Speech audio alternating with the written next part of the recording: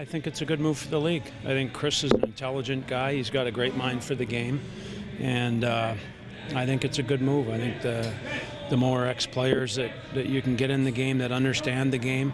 I've actually talked to Chris numerous times about concussions and injuries and how things happen, and we've actually talked about how exposed players leave themselves. So he's got an understanding from both sides of it. The hitty, the guy that hurts, hits a guy to hurt, whatever, and the so-called victim, which a lot of times guys put themselves in bad positions. I think he's going to be a real good asset for the league. He's also going to have a hand in disciplinary, from what I understand. Do you think that's a conflict of interest? Because obviously, well, I don't know if is he going to be excused for matters with the Flyers? Yeah, he is. I've talked to Bill Daly a few times along the way here, and he will be excused from matters that deal with the Flyers. So I don't.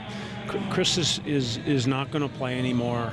So I know some people are making a big deal of it, but as an organization, I can tell you this: we didn't want to hold him back from getting on with his life. I mean, he's essentially done playing, and he's got 3 years to wait until he can, get a job in the game. I don't think that's necessarily fair.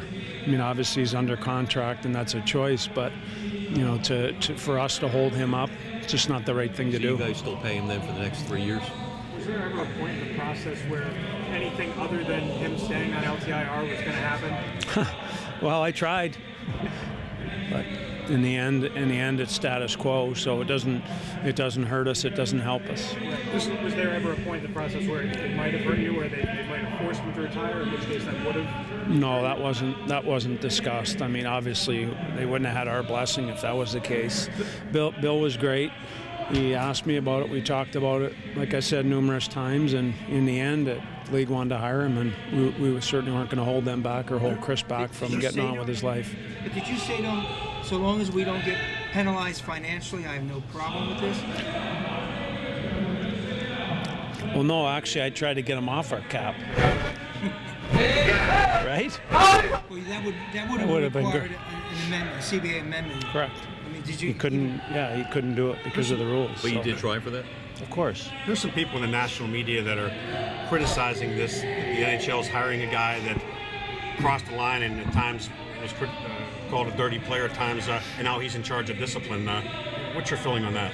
Well, I mean, let's be real. He knows all about it. He's been the guy, probably on both sides of it, and he's got a lot of experience from that. I don't think that makes you worse at the job. As a matter of fact, I think it makes you better at the job. So I don't see that as a detriment. I've sat down with Chris numerous times. I've talked to him on the phone. He's an intelligent guy. He knows the game, and when you got that smart of a guy who played in this league for as long as he did, he's got a wealth of knowledge and experience going in, and he's gonna be an asset.